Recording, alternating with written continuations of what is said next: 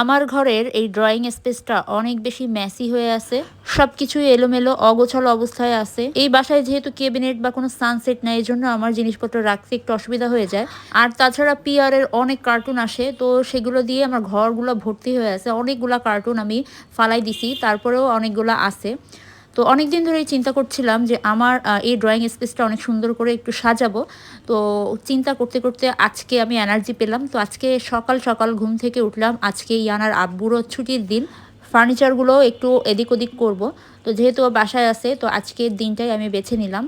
তো আমি সকাল সকাল ঘুম থেকে উঠেই আগে আমার শোকেসের ভেতরে সব কিছু আমি নামায়ে রাখতেছি, কারণ এই শোকেসটা আমি অন্য একটা সাইডে দিব। সাজানো শোকেসটা থেকে এটা ওটা মাঝে মধ্যে বের করতে করতে এটাও এলোমেলো হয়ে আছে, তাই ভাবলাম শোকেসটাও সাজানো হয়ে যাবে, শোকেসটাও ক্লিন করা হয়ে যাবে। আর সেই সাথে আমার ঘরটার ভেতরেও একটু ওলট পালট করলে নতুনত্ব আসবে। একঘেয়েমি আর ভালো লাগছে না।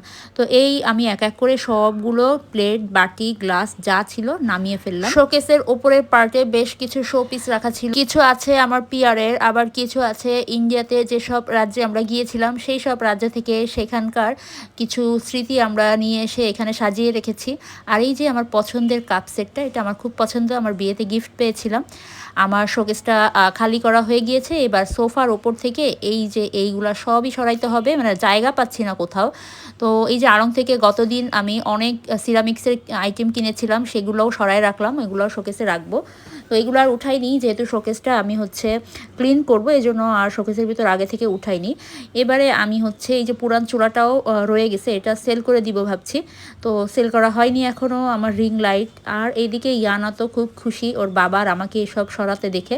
ও দৌড় মেরে যেয়ে সোফার ওপর উঠে অনেক হাসাহাসি করছিল, মানে ওর মজা পাচ্ছিল। তো এদিকে আমি সোফাটা প্রথমে সরাই নিলাম, কারণ আমার শোকেসটা এই কর্নারে দিব। আর এদিকে ওয়ালের রঙের অবস্থা তো একদমই খারাপ, নিচের থেকে একদম ফুলে ফুলে আছে। এই কর্নারটাতে ইয়ানার আব্বুর অফিসের অনেক সার্টিফিকেট ঝুলানো ছিল অনেক দিন ধরে, মানে আমি এই বাসায় আসার পর থেকে ওগুলো ওখানেই ঝুলানো দেখতেছি। আর সব কিছু নামায় আমি মাকড়সার জালগুলো পরিষ্কার করে নিলাম। ফার্নিচার একটু ওলটপালট করতে গিয়ে যে এত পরিমাণ ধুলা বের হবে আমি ভাবতে পারিনি। তো আমি প্রথমে সোফা সরানোর পরে যে ধুলাগুলা আমার হয়েছে এগুলো আমি পরিষ্কার করে নিচ্ছি। এবারে আমি হচ্ছে শোকেসটা সরাবো। তো শোকেস সরানোর আগে এই জায়গাটা আমি একটু পরিষ্কার করে নিচ্ছিলাম সাবান পানি দিয়ে, যেহেতু সোফা ছিল, সোফার তলে গ্যাস স্টোভ ছিল রাখা ছিল, খালা কখনোই ওখানে হাত দেয় না। তো যার কারণে আরও বেশি ময়লা হয়ে আছে। আর এই যে দেখেন শোকেসটা সরানোর পরে শোকেসের পেছনে মাকড়সার বাসা বেঁধে আছে একদম ওয়ালে, তারপরে শোকেসের পেছনের বোর্ডে। তাই সব কিছু আমি একটা শলা দিয়ে পরিষ্কার করে তারপরে আমি এই কর্নারটাতে রাখলাম। আর শোকেসটা এই কর্নারে রাখার পরে দেখলাম আমার ড্রয়িং স্পেসের অনেকটা জায়গা বের হয়ে গেছে, মানে ভুলভাল ফার্নিচার রাখার কারণে ড্রয়িংয়ের এইখানের অনেকটা স্পেস একদম চাপা হয়েছিল। তো যাই হোক, আমি শোকেস সরানোর পরে যে ময়লাগুলো বের হলো এগুলো আমি হচ্ছে বাইরের দিকে ফেলে দিলাম। খালা যখন আসবে খালাকে দিয়ে ওগুলো বাইরে ফেলে দিব একবারে। তো এদিকে আমি পরিষ্কার করতে গিয়ে ইয়ানার বলের যন্ত্রণায় বাঁচি না, মানে যেখানেই যাই ওর বল। তো এদিকে আমি এই যে লাগেজগুলো রাখার জায়গা পাচ্ছি না, যেহেতু কোনো কেবিনেট নাই, তো এইগুলো এখানেই এতদিন ছিল। তো ভাবলাম আজকে আমি এগুলো সরাই অন্য জায়গায় রাখার ব্যবস্থা করব।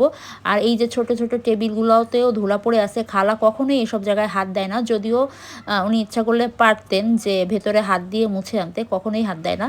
মানে যতটুকু ফাঁকা থাকে ততটুকুই উনি মুছে, বাকিগুলো এরকম থাকে। ময়লা জমে একদম টাইলসের উপর কালো কালো হয়ে আছে, একদম মাকড়সার জাল বাসা বেঁধে আছে। সব কিছু আমি ঝেড়ে ঝুড়ে মাকড়সার জাল এবারে শলা দিয়ে আমি আলগা ময়লাটা পরিষ্কার করে দিচ্ছি। ওয়ালেও অনেক ধরনের মাকড়সার জাল পড়েছিল, তো শলা দিয়েই আমি সব কিছু ক্লিন করে একদম খুঁচিয়ে খুঁচিয়ে নিচ্ছিলাম।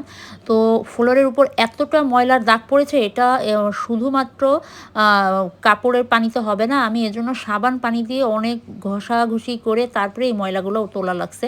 মানে খালা তো এগুলো জীবনও করবে না, তো খালা আসার আগেই আমি সব কিছু একদম সাবান দিয়ে মেজে ঘষে ভালো করে ক্লিন করে নিলাম। তো এখন হচ্ছে অনেক ভালো পরিষ্কার হয়েছে। তো আমি সোফাটা আমি আর ওর আব্বু দুজনে মিলে এদিকে নিয়ে আসলাম। তো সোফাটা আমাদের হচ্ছে একটু হেলানো টাইপের, যার কারণে আরও বেশি জায়গা খেয়ে গেছে। লাগেজ রাখার জন্য এই ফার্নিচারের কিছু চেঞ্জ করতে হবে, তো আলমারি এবং ওয়ার্ড্রপটা এক্সচেঞ্জ করে নিলাম, কারণ এই পাশে আলমারি থাকলে উপরে লাগেজ রাখা যাচ্ছিল না এসির জন্য, তাই কারণে আমরা আলমারিটা এক্সচেঞ্জ করে ওখানে দিয়ে লাগেজগুলো উপরে দিয়ে দিলাম। আর এই যে আমি এই ফাঁকে কিন্তু আমার পুরো শোকেসটা ক্লিন করে একদম গুছিয়ে নিয়েছি। এগুলো আর কিছুই শ্যুট করা হয়নি, মানে এত পরিমাণ ধুলার এত পরিমাণ কাজ করতে করতে গরমে পুরো হাঁপাই গেছে, এর জন্য বেশি আর ভিডিও নেইনি। আর কিছু কাজ বাকি আছে, এই কার্টুনগুলো সরাতে হবে, প্লাস হচ্ছে সোফার উপরে কিছু জিনিস আছে, এগুলো সবই আমি সরাবো, এই ওয়াল ডেকোরেশন করব। আর এই সব কিছু কিন্তু আমি অন্য একটা ভিডিওতে শেয়ার করব। তো এই যে গতদিন আড়ঙে গিয়ে আমি আমার পছন্দ মতো অনেকগুলা সিরামিক্সের বোল কিনে নিয়ে এসেছি, যেগুলো রাখার জন্য এখানে কিছু জায়গা ফাঁকা রেখেছিলাম। এগুলো আমি পরবর্তী ভিডিওতে আপনাদের সাথে শেয়ার করব। পরবর্তী ভিডিও দেখার জন্য আমার পেজটা ফলো দিয়ে না থাকলে অবশ্যই একটা ফলো দিয়ে পাশে থাকবেন। আল্লাহ হাফেজ।